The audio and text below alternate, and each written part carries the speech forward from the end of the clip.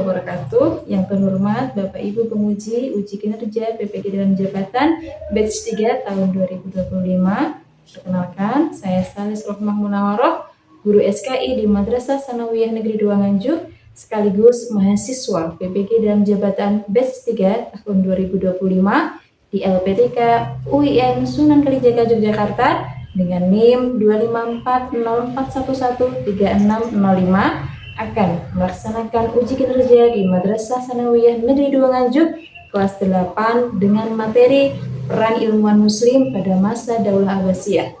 Terima kasih dan selamat menyaksikan. Wassalamualaikum warahmatullahi wabarakatuh.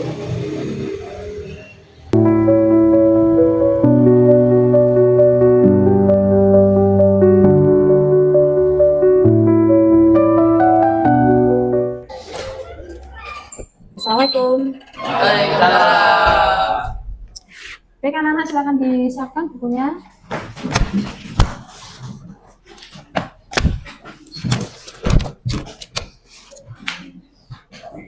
Sudah siap ya? Ya. Oke, bismillahirrahmanirrahim. Assalamualaikum warahmatullahi wabarakatuh. Waalaikumsalam warahmatullahi wabarakatuh. Bagaimana kabarnya hari ini? Alhamdulillah baik. Alhamdulillah. Selanjutnya, sebelum kita memulai pelajaran kita hari ini, agar pembelajaran kita pada hari ini mendapatkan keberkahan dari Allah Subhanahu wa taala, kepada Ananda Nidom untuk memimpin doa pada hari ini. Silahkan. Sebelum kita mulai pembelajaran hari ini, mari kita berdoa bersama-sama. Berdoa mulai. Bismillahirrahmanirrahim. Raditu billahi rabba wa bil islami dina wa bi muhammadin nabiyyan wa rasulah. Rabbi zidni ilma warzuqni fahma amin ya rabbal alamin. Oke, selanjutnya kita membaca ayat kursi bersama-sama. Bismillahirrahmanirrahim. Allahu la ilaha illa huwal hayy wasi'a kursiyyuhus samawati wal ard wa la ya'uduhu hifdhuhuma wa huwal aliyyul azim. Baik, saya cek dulu kehadirannya ya. Hari ini ada yang tidak masuk? Iya. Masuk semuanya ya. Sambil silahkan untuk perapian seragamnya, apabila ada yang kurang rapi atau kelasnya masih kotor atau ada sampah di sekitarnya, silahkan dibuang dulu. Oke, kelasnya sudah bersih, anak-anak sudah rapi, artinya sudah siap ya. Untuk menambah semangat kebangsaan kita, setelah ini kita akan menyanyikan salah satu lagu nasional yang berjudul Garuda Pancasila. Untuk itu silahkan anak-anak berdiri ya, silahkan berdiri. Kita akan menyanyikan lagu Garuda Pancasila. Oke, sudah siap? Garuda Pancasila, akulah mendukungmu. Oke, selanjutnya untuk menambah semangat belajar kita hari ini, kita akan pakaikan yel-yel kebanggaan kita ya. Mat Sanda Nganjuk. Madrasah hebat dan martabat. Siswa Mat Sanda. Cerdas dan hebat. Bagaimana belajarnya? Semangat. Belajar untuk apa? Untuk menjadi generasi Islam cerdas dan berprestasi. Iya, tepuk tangannya untuk kita semuanya ya. Oke, silakan duduk ya, anak-anak, silakan duduk di tempatnya masing-masing. Oke anak-anak, pada pertemuan sebelumnya kita sudah belajar tentang Daulah Abbasiyah ya. Kita belajar tentang bagaimana proses berdirinya Daulah Abbasiyah. Kemudian kita sudah belajar siapa saja khalifah-khalifah Daulah Abbasiyah. Ada berapa jumlah khalifah Daulah Abbasiyah? 37. Dari ke-37 itu ada khalifah yang membawa Daulah Abbasiyah ke zaman keemasan atau ke zaman kejayaan. Siapakah beliau?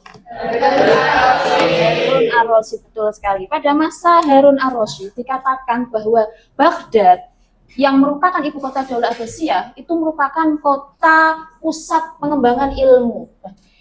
Kira-kira mengapa pada masa Daulah Abbasiyah itu dikatakan ilmu pengetahuan sedang mengalami kemajuan atau sedang mengalami perkembangan yang pesat? Kenapa kira-kira? Ya, Sofi? Silahkan. Karena pada saat itu banyak para ilmuwan muslim yang menemukan berbagai ilmu baru, ilmu pengetahuan maju pesat, dan kota Baghdad menjadi pusat belajar dunia serta bermunculan tokoh ilmuwan muslim. Iya, tepuk tangannya untuk Mbak Sofi ya, anak ya, bahwa ilmu itu sangat penting bagi kita semuanya. Untuk itu, pada hari ini nanti kita akan belajar tentang ilmuwan-ilmuwan muslim yang ada pada masa Daulah Abbasiyah itu lebih lanjut. Ya. Nah. Oke, sebelum masuk ke materi yang akan kita pelajari, terlebih dahulu Bu Salis ingin tahu tentang wawasan anak-anak akan materi yang kita pelajari. Silahkan anak-anak masuk ke Mentimeter ini ya.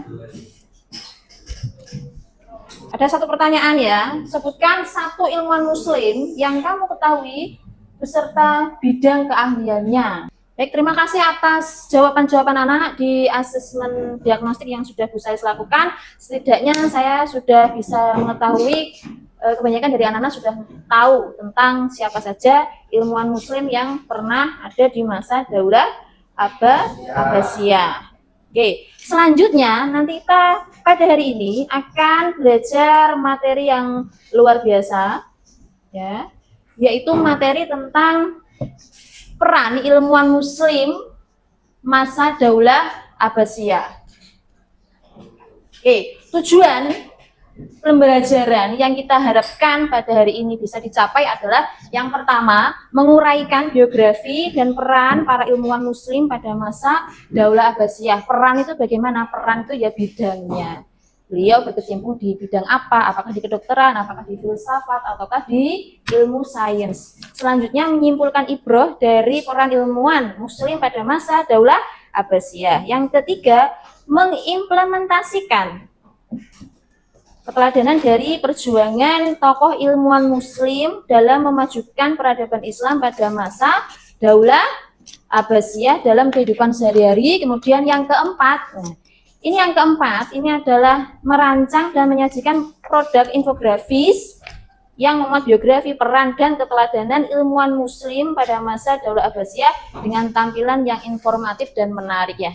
Karena Canva itu sudah bukan hal yang baru, tentunya anak-anak nanti diharapkan hari ini bisa mendesain, membuat informasi lewat infografis dengan menggunakan aplikasi Canva ya.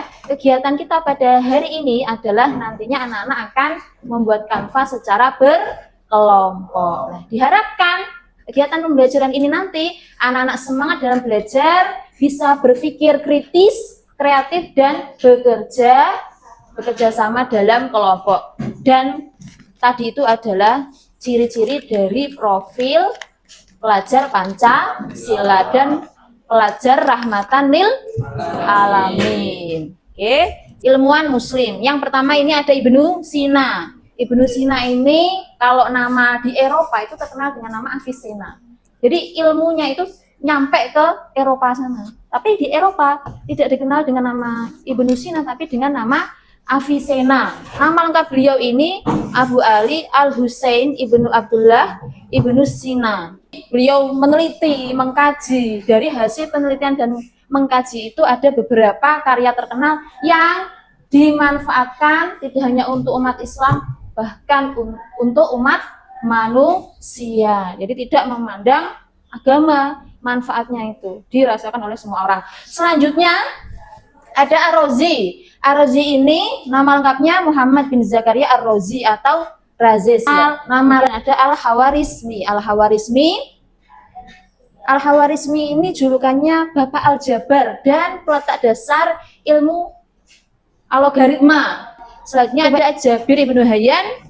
Ini salah satu ilmuwan di bidang banyak ya, kimia, farmasi, kedokteran, bahkan filsafat. Singkat yang terakhir dari ilmuwan Al-Ghazali. Ini Al-Ghazali salah satu ilmuwan muslim di bidang filsafat ya. Oke. Selanjutnya anak-anak kita akan menyaksikan sebuah video ya tentang kota Baghdad.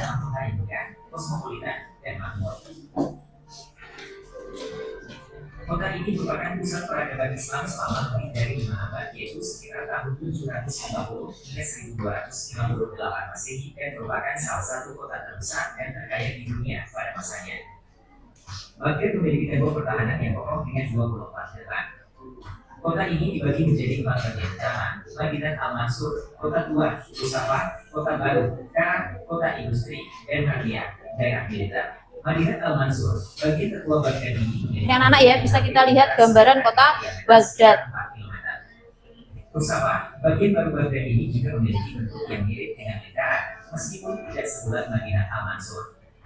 Karak dan Harbiah, kedua bagian ini memiliki bentuk yang lebih tidak teratur, namun masih dikelilingi oleh tembok pertahanan.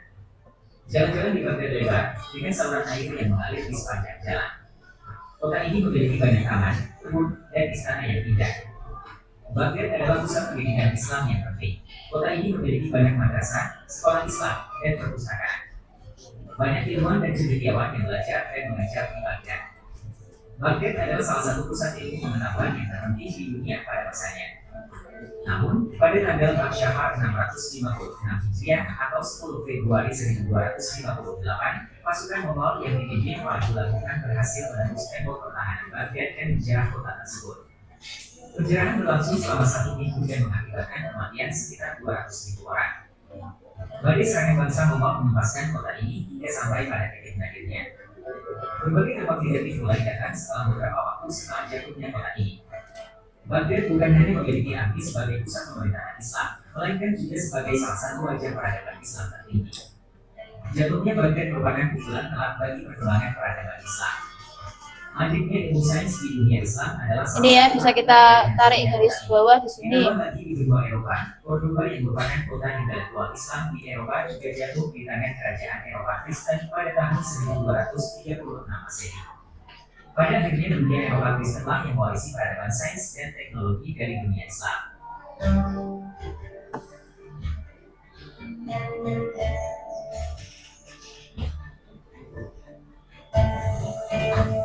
Dari video sekilas tadi, menarik atau tidak? Menarik ya, video yang sudah kita saksikan tadi memberikan gambaran betapa kota Baghdad itu megah sekali, dihiasi dengan banyaknya ilmuwan muslim yang memberikan kontribusi yang besar. Namun karena ada peristiwa besar yang menyebabkan Daulah Abbasiyah itu mengalami keruntuhan, ternyata dibarengi juga dengan runtuhnya atau mandeknya perkembangan ilmu pengetahuan dari generasi Islam. Kemudian kira-kira bagaimana generasi muda saat ini, termasuk anak-anak Bu Salis ini, kemudian nanti bisa mengenal bahwa sebetulnya ilmu-ilmu pengetahuan yang kita pelajari itu sudah dikembangkan oleh ilmuwan muslim pada masa lalu. Untuk itulah nanti pada pertemuan kali ini kita akan membuat infografis tentang ilmuwan muslim yang nanti berisi biografi singkat, peran, kemudian keteladanan yang bisa kita contoh ya. Oke, selanjutnya anak-anak ya, kita akan masuk pada kegiatan selanjutnya. Ini nanti kita akan membuat infografis ilmuwan muslim pada masa Daulah Abbasiyah ya. Anak-anak akan dibentuk menjadi 5 kelompok ya. Di sini saya akan membagi anak-anak menjadi 5 kelompok. Untuk yang depan ini nanti menjadi kelompok 1, 2, 3, 4, 5 ya. Kelompok 1 nanti membahas Ibnu Sina, kelompok 2 membahas Ar-Razi, kelompok 3 membahas Al-Khawarizmi, kelompok 4 membahas Jabir Ibnu Hayyan, kelompok 5 membahas Al-Ghazali. Baik.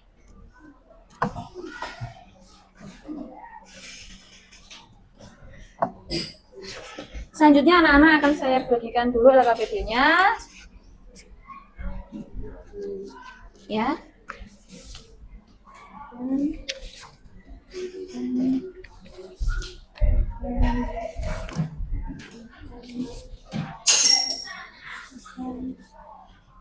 Oke, baik anak-anak bisa dibuka ya. Di sini nanti ada kegiatan yang pertama itu pemetaan informasi ya.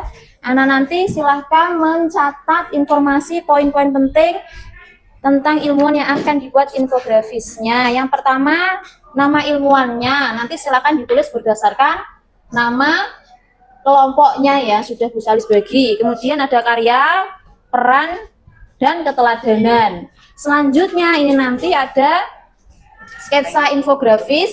Jadi rancangan infografis seperti apa yang akan dibuat silahkan ditulis di sini ya. Selanjutnya, oke, nanti anak-anak apabila selama membuat infografis nanti ada kendala, silahkan ditulis di halaman 4. Tuh. Oke, selanjutnya nanti anak-anak bisa memulai membuat infografis menggunakan aplikasi Canva yang sudah dimiliki anak-anak ini. Anak-anak yang di sini pakai Canva Pro ada? Ada ya. Kalau di Canva Pro biasanya itu nanti ada banyak pilihan template ya dan elemen-elemen seperti itu. Oke. Baik anak-anak selanjutnya, karena anak-anak ini kan satu kelompok ada beberapa orang ya, nanti silakan dibagi. Ada yang mencari informasi, ada yang membuat sketsa, ada yang mencari bahan infografis. Bahan infografis maksudnya ya gambarnya atau elemennya atau mungkin yang lain ya, yang sesuai dengan ilmuwan yang sedang dibuat infografisnya. Ya, ini silakan diisi ya nanti. Nanti saya ambil lagi, silakan dibagi kelompoknya. Ya. Oke, untuk mempermudah membuat sketsa pada hari ini ya silahkan. Untuk pembagian kelompoknya sudah. Pembagian apa? Pembagian tugasnya nanti saya lihat ya.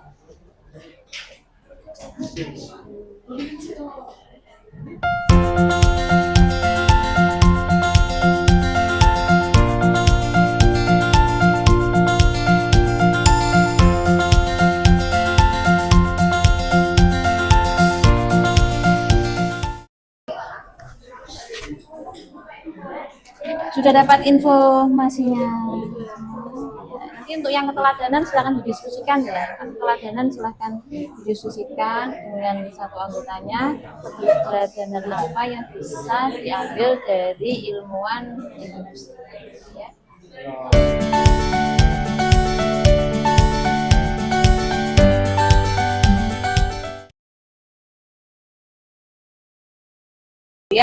Ya, bisa saya lihat dulu ya. Ini yang rancangannya ya. Kira-kira udah berapa persen ini? Udah berapa persen? 90. Oke. Tinggal penyempurnaannya saja ya berarti. Masih mau ditambah-tambah. Mau ditambah elemen-elemen ya. Ini untuk revisinya nama Bapak Kedokteran Modern nanti ukurannya bisa lebih diperkecil ya. Lebih diperbesar nama ilmuwannya. Jadi kan kalau ada yang ingin melihat fokus ke judul besarnya dulu, nama tokoh ilmuwannya, Avicenanya ya.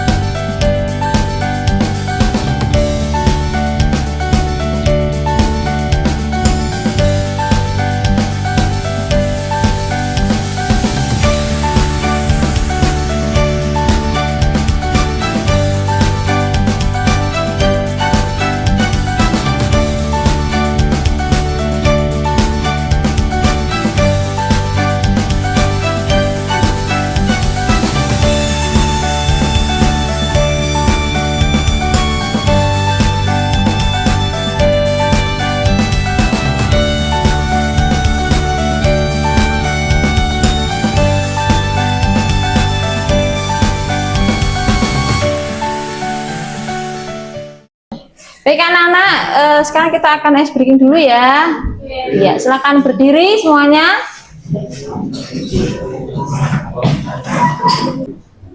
Breaking, ya. Biar aku aja kalau gitu. Sama aja saya sama ini aja ya. Mbak, konsentrasi. Konsentrasi dimulai. Iya, 1, 2, 3. Menjauh, menjauh, mendekat, tangkap. Ya, ada yang dapat poin 1 dah. Ada Abidi dapat poin. Ada lagi? Yang lain? Yang lain gimana? Oh, ada Neni 1, yang Putra ada yang dapat poin 1 dah. Berhasil menangkap. Hop. Oke, sekarang gantian ya. Sekarang saya yang jadi Tom ya. Yang tadi jadi Jerry, sekarang jadi Tom dan sebaliknya. Oke. Konsentrasi. Konsentrasi dimulai. Coba. Bentar guys, saya belum siap ya. Sampai gitu ya. 1, 2, 3. Terus Akil ngasih apa kalau mau dimulai ya. 1, 2, 3 apa gimana gitu ya. Tuh, ke. Siap. Menjauh, menjauh, mendekat, menjauh, menjauh, mendekat, mendekat, menjauh, menjauh, tangkap. Ya, kita terima kasih ya. Terima kasih Akil. Semuanya ya. Aku bisa kembali, Akil bisa kembali.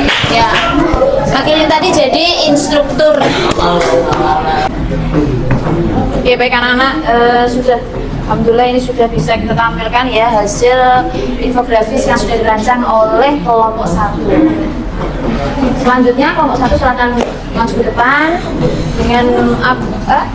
dengan anggotanya yang tadi akan presentasi. Ya, kelompok 1 silakan maju untuk presentasi.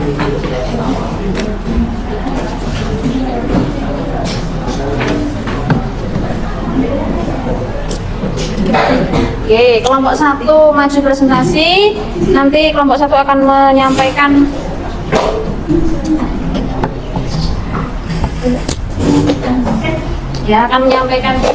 hasil infografisnya. Anak-anak nanti silahkan ya mengajukan 1 pertanyaan. Baik anak-anak, kita perhatikan dengan seksama presentasi dari kelompok 1 ya. Kita sudah memasuki kegiatan presentasi. Konsentrasi. Konsentrasi dimulai. Ya, silakan. Assalamualaikum warahmatullahi wabarakatuh. Waalaikumsalam warahmatullahi wabarakatuh. Kami dari kelompok 1, berdirinya kami di sini akan mempresentasikan hasil infografis kami tentang Ibnu Sina yang telah kami buat bersama-sama. Izinkan saya untuk menjelaskan hasil infografis yang kami buat bersama-sama. Abu Ali Al-Husain bin Abdullah bin Sina atau dikenal Avicenna sebagai bapak kedokteran modern. Lahir di Bukhara pada 980 Masehi dan wafat di Hamdan pada 1037 Masehi. Sejak kecil, Ibnu Sina adalah anak yang cerdas dan menguasai berbagai bidang ilmu. Ibnu Sina adalah ilmuwan filsuf dan dokter muslim Persia yang hidup pada zaman keemasan Islam. Bidang keahlian yang dikuasai meliputi kedokteran dan esai. Karya terkenal Al-Khalq atau Canon of Medicine menjadi rujukan utama kedokteran dunia selama berabad-abad, membahas anatomi, penyakit, diagnosis, dan pengobatan. Keterampilan Ibnu Sina, semangat belajar tinggi dan tidak mudah menyerah, cerdas dan tekun dalam mencari ilmu, dedikasi untuk kemanusiaan melalui pengobatan, kontribusi besar lewat karya ilmiah, etis, disiplin, dan ilmiah dalam penelitian. Itulah isi dari infografis yang telah kami buat bersama-sama. Kami menggunakan Canva Pro dan kami mengalami beberapa kendala saat membuat infografis, yaitu susah menata informasi agar bisa cukup. Agar bisa? Oh cukup ya, dengan apa poin-poin yang harus ada di dalamnya gitu ya. Itu kendalanya. Solusinya yang Kami mengajak seluruh anggota kelompok untuk bersama-sama menata agar satu halaman itu cukup.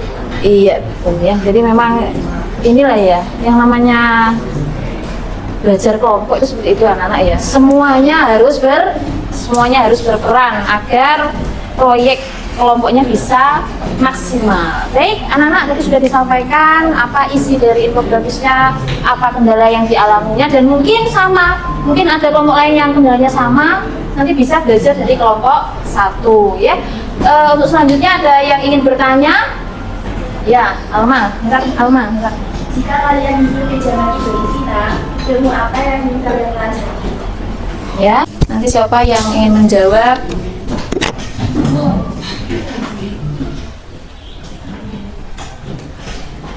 Baik, saya akan menjawab dari pertanyaan yang telah disampaikan Mbak Alma. Jika saya hidup di zaman Ibnu Sina, ilmu yang akan saya pelajari adalah belajar ilmu kedokteran agar bermanfaat bagi banyak orang. Iya, luar biasa sekali ya. Jadi ternyata dengan belajar infografis ini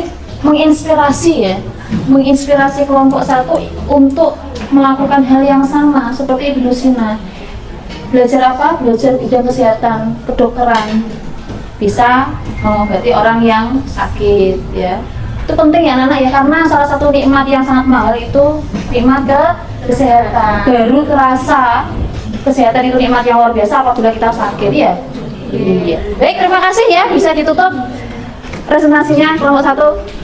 Sekian presentasi dari kelompok 1. Bila ada kurang tentunya kami mohon maaf. Wassalamualaikum warahmatullahi wabarakatuh. Waalaikumsalam warahmatullahi wabarakatuh. Ya, tepuk tangan yang meriah untuk kelompok 1 ya, yang kita sudah melewati presentasi.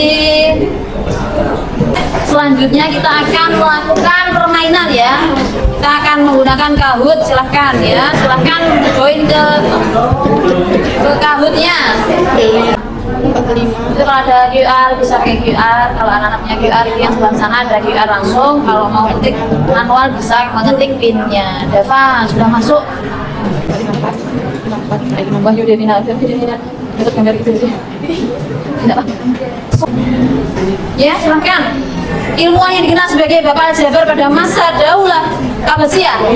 Ini nantinya dinilai ketepatannya juga anak-anak ya, tidak hanya jawaban benar tapi juga yang paling cepat dan yang paling benar, yang benar dan paling cepat. Iya.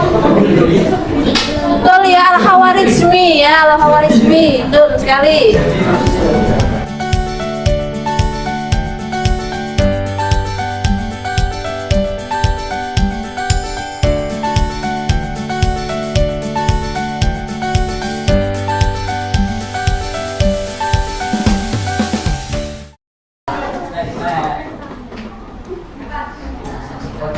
Siapa? Poin tiga. Ainur.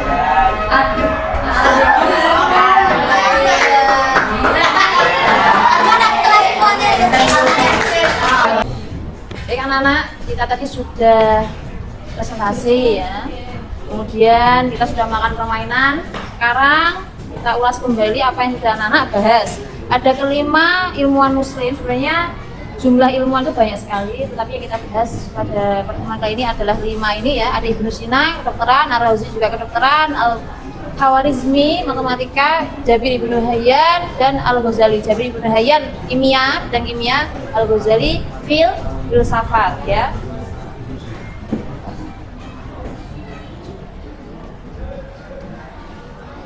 Ya.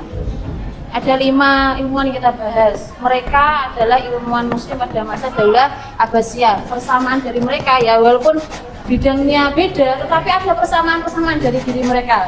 Semangat dalam menuntut ilmu, tidak mudah menyerah ya. Karena memang dalam menuntut ilmu itu kan tidak mudah ya anak-anak ya. Tetapi tidak boleh membuat kita putus asa ya, seperti itu. Semuanya berkarya, memiliki karya yang masih dimanfaatkan sampai sekarang. Selanjutnya ini ada perjalanan masa kecil dari kelima ilmuwan yang sudah kita pelajari tadi. Ada Ibnu Sina, semenjak kecil sudah terlihat kecerdasannya, usia 10 tahun sudah bisa menghafal Al-Quran ya. Kemudian ada Ar-Razi yang dari kecil sudah tertarik dengan ilmu pengetahuan, sering melakukan eksperimen dan tidak mudah menyerah.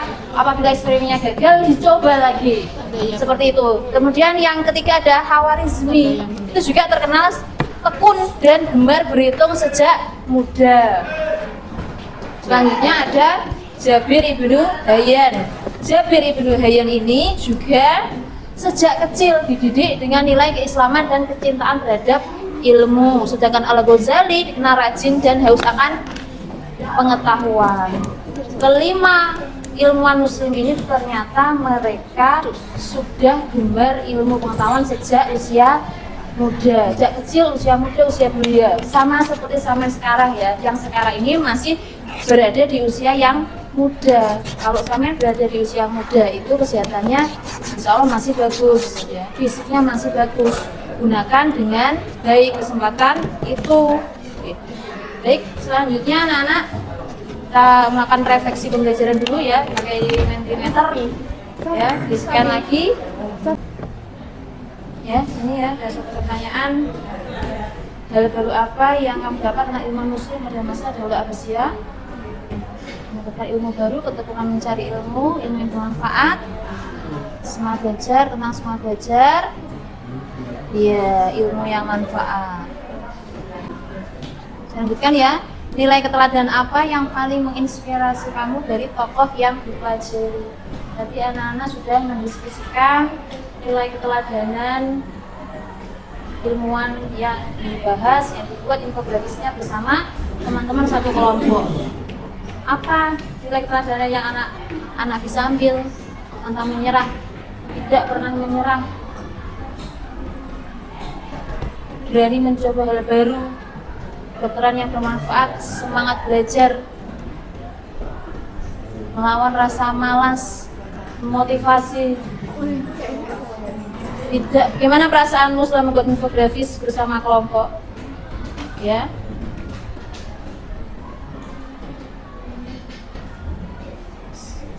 Sangat seru, bahagia, seru dan informasi. Kesulitan apa yang kamu hadapi saat menyusun infografis dan bagaimana kamu mengatasinya? Tadi sudah ya, secara kelompok sudah disampaikan. Coba sekarang secara pribadi apa mungkin kesulitan apa? Misalkan mengedit tadi ya, mencari bahan dan gambar, dengan berpikir dilakukan. Selanjutnya dari kegiatan belajar ini, hari ini bagian mana yang paling menarik? Semua. Ada lagi games, ada Kahoot, membuat infografis, game, semua menarik, presentasi dan evaluasi. Jadi anak-anak, alhamdulillah jika anak-anak pada kesempatan kali ini bisa bahagia dan menikmati proses pembelajaran hari ini ya. Untuk selanjutnya silahkan mungkin anak-anak bisa menyimpulkan dari apa yang kita pelajari. Dari apa yang kita pelajari hari ini, kira-kira kesimpulan yang dapat diperoleh apa? Silahkan. Oh iya. Silahkan. Ya. Saya belajar bahwa pada masa Dahulu Abbasiyah banyak ilmuwan muslim yang berperan penting dalam perkembangan ilmu pengetahuan. Mereka tekun, cerdas, dan selalu bersemangat mencari ilmu untuk kemaslahatan umat. Saya ingin meneladani semangat mereka dengan belajar lebih giat, berpikir kritis, dan berbuat baik bagi sesama. Iya, terima kasih ya. Tepuk tangannya untuk Abda ya. Jadi Abda sudah menyimpulkan dari pembelajaran kita hari sebetulnya sampai itu sekarang hari ini sudah menerapkan.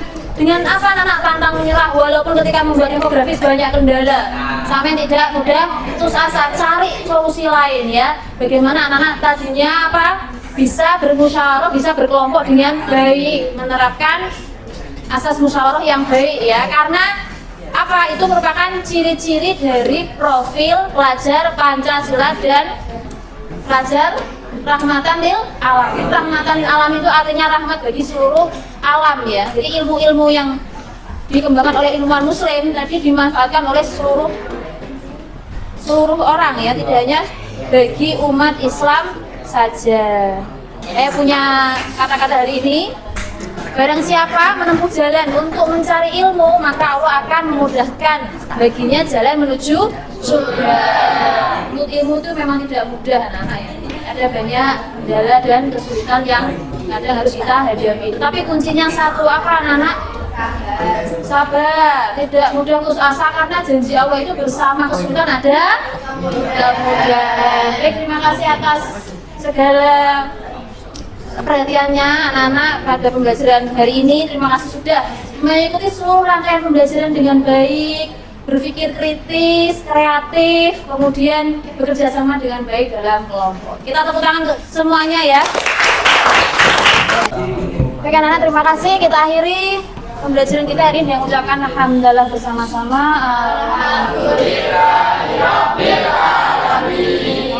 Bersama-sama. Subhanakallahumma wa bihamdika asyhadu an la ilaha illa anta astaghfiruka wa atubu ilaik.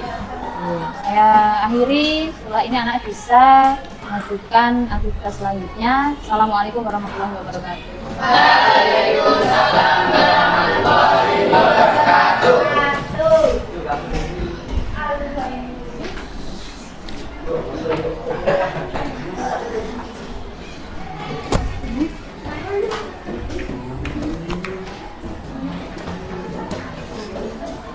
Ya, terima kasih anak-anak ya.